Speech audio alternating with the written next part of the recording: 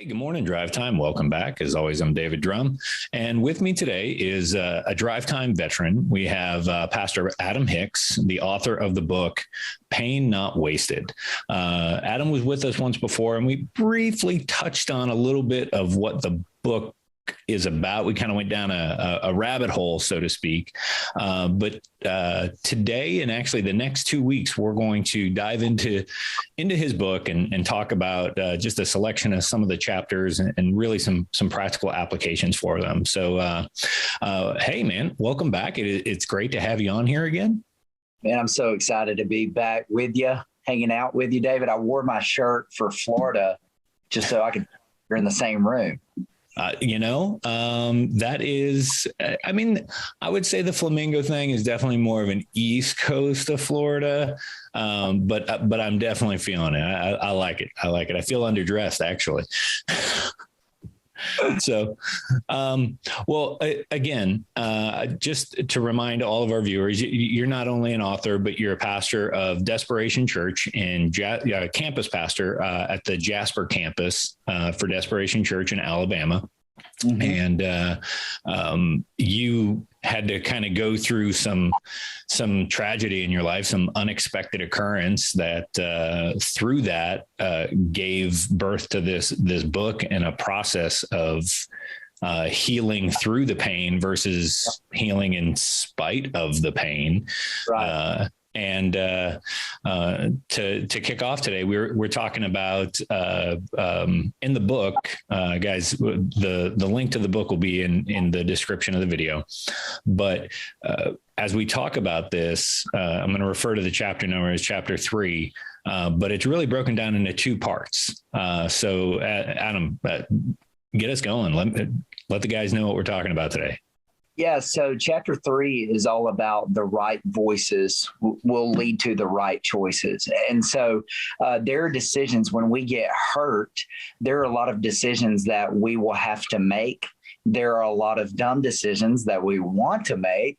And so it's very, very crucial to have the right voices in our life, because it doesn't matter what title is before your name, how educated you are, where you've been. Pain has the potential to make us all really dumb and do some really dumb things. Okay. And so with that said, it's so important to have the right relationships and the right voices in your life. And so you may say, who are the right voices in your life? And I would say the right voices for people in your life while you're going through pain are people who love Jesus, love you, and love the one who hurt you or offended you. Okay. They don't have to be best friends with them, but they see them through the lens of Jesus, which is the lens you will be able to see them through eventually. And if it's missing, that last part is the part that people struggle with. So I love Jesus and they love me. We're going to hate the other person together. Mm-hmm. And what that is like this cesspool of bitterness that happens where a friendship is created based off hatred and just disgust with what this person did. And all you have is, somebody who thinks they're there for somebody as a friend. They're there to comfort them, but really that's what all their conversations are about. They're kind of just stoking the fire of offense and bitterness and resentment, and no healing really takes place. And so that third part is crucial to where they see your offender, the person who hurt you, the way that Jesus sees them. And so it's crucial to have that. You may say, well, I don't have.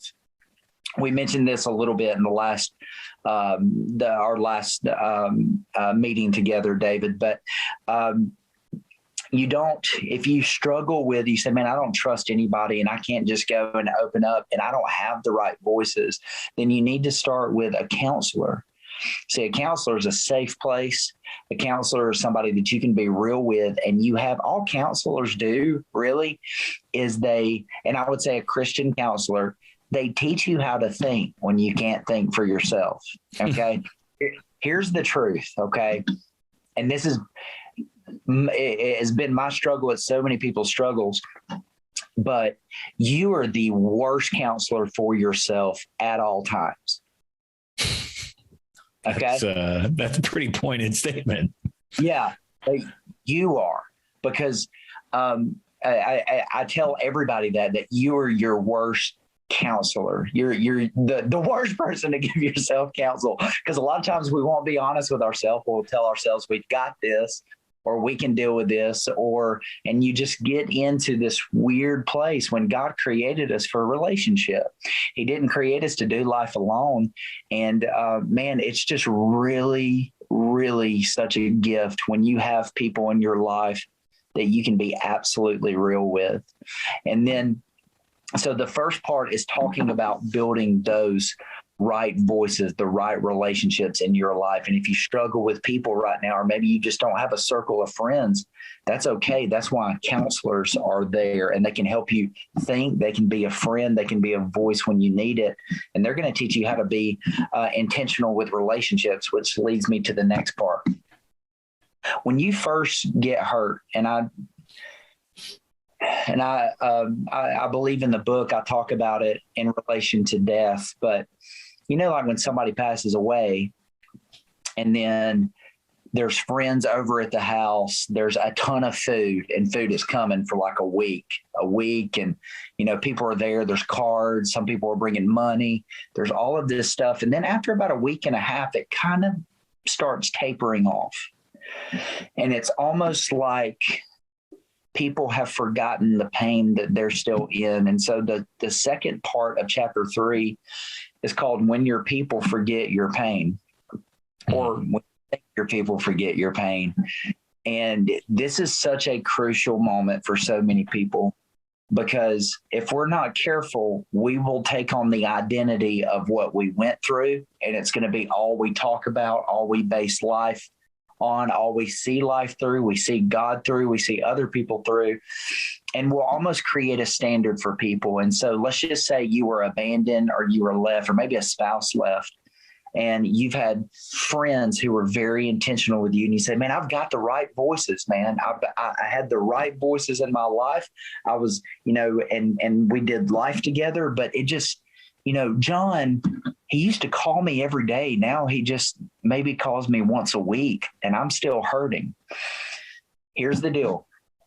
That is the point where God is leading you to be very intentional and to understand other people. John may not be calling you, but it doesn't mean he doesn't empathize or sympathize with you. It's that I have to understand, and you have to understand, that John has his own life and has his own family and has his own struggles and his own stressors. And what can happen is you can end up becoming a victim again, like, well, I had the right voices, but now they've abandoned me too, just like everybody else, and everybody else just leaves me. And I guess I'm just not enough for anybody. And you become a victim, and you can actually re-isolate yourself from people. That's the assignment of the enemy. The assignment of God is he's teaching you how to work some emotional muscles that maybe they haven't been worked yet. And that's where you become intentional. So you say, yeah, my friends aren't calling me as much, and they're not here like they were, but I understand they have lives. And so with me, I have all of this available to me. So I've got small groups at my church or Sunday school, or instead of me sitting around wondering when they're going to call me, I'll just call them. You know what I'm saying? Right. And you just got to refuse to go into victim mode. Like if you're single now, but they're all still married, and they've got games with their kids, and you're like, hey man, can you hang out? I just really need you. And they can't. Don't place that on them. Just be intentional and go hang out with a community group, go to the gym, get social. It's time. That's when you know that it is time for you to get up and you to be intentional, because the whole goal is the right voices will lead to the right choices. It's not whether they are coming to you or you're going to them. This is the shift that's so important because you have to be intentional. And so I hope that. Yeah, it does. And that's a really interesting point that you just made about, you've established these are the right voices. This is the community that's going to help you heal. They're for you. They're not necessarily on your side, but they're for you and your growth and your healing. And when I say not on your side, they haven't sided against the other person who hurt you. They're for healing. And if you identify them as the right voices, why does it matter? It shouldn't matter, I should say, whether I go to them for that time or they come to me, or what that really looks like. If they really are those voices that are right in that season, there's absolutely nothing wrong with continuing to pursue those relationships and follow them into their lives. If your life feels like it fell apart, well, why not spend some time in their life, in their world? It may give you a taste of something you want to recreate and redevelop, and a taste of something God's got for you in the future, right? Yeah, that's so good. It's so good. And that could mean going to games with them and their families, or it could mean holding out a couple of more days and honoring their time and respecting when they are available. I think a lot of times we hold people to these expectations that only meet our needs. And in reality, and honestly, that creates offense in and of itself. That creates bitterness, resentment all over again. And I think that, you hit the nail on the head. Getting involved in their life and, honoring their time and understanding what is available to you and taking that instead of the expectation of everybody needs to be here exactly when I need them, which I'm not knocking it. I know what it's like to need people and nobody be available, but that's when this thing started happening. Like, okay, all right, Adam, you can become a victim, feel sorry for yourself, or you can take some responsibility and get up. You know what I'm saying? Yeah. Well, and it's almost like, in your moment of need, this group of people, these voices around you showed you that they were good friends. They showed that you had value in their lives. And this is almost the opportunity to flip that around and be the friend that they already were to you, to reach out to them, to be the one who maintains that regular contact, or to just be that initiator where maybe a few weeks or months ago, they were the initiator when you really needed it. Right. It's so good. It's a very simple concept, but again, it's difficult emotionally for people to play out. And just remember, healing from pain, God's way, is everything you don't want to do. Out of it, take preferences out of it, take your feelings out. It's the opposite of what you feel. And it's led decisions. And so the truth is, you may not trust people, or the facts is that you may not trust people. The truth is that God created you for relationship, and facts can change, but truth never changes. Oh, that's good. That is good. Well, all right. So now that we've talked through that, and again, being drive time, we want to finish out with a tangible. What is it? Maybe, not everybody has tragedy looming all the time. Some of us are in that season between tragedies, because tragedy is going to come and we've all experienced it. So, I would say for me, I'm between tragedies at this stage of my life. Is there a tangible step for me this week, or is this more for the guys who are kind of in the midst or the mire of it? What's our takeaway this week? The takeaway this week is honestly what I said just a few minutes ago, is that you were wired for relationship. And that means relationship on the mountaintops and the valleys. Mm-hmm. We were created for relationship. The context in Genesis was marriage, but honestly, loneliness and being alone and by yourself was the very first thing God said was not good. And so context, marriage, yes, I get it. But man, look at Jesus. He comes to be the savior of the world. And the first thing he does is he calls 12 dudes to come do it with him. And then inside of the 12, he had 3 that saw a different side of him. You know what I'm saying? Got to. And Jesus just really, he modeled it. And so I would say this is that you were not, whether you're a relationship person or not, because I've heard people say, I'm just not a big relationship person. I'm not a big people person. there is, it was created inside of you to have have relationship with people, godly relationships with people. And it may not be, you may not be a people person where you've got all of these friends and all these acquaintances, but it may be one or two people, but you have people who love Jesus and they love you, and they love people who hurt you. But also for everybody listening is people who love Jesus and they love you.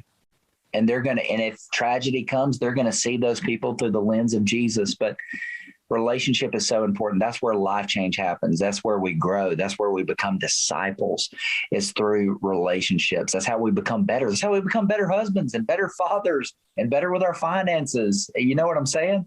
Right. And so all has to do with relationship. Well, that's good.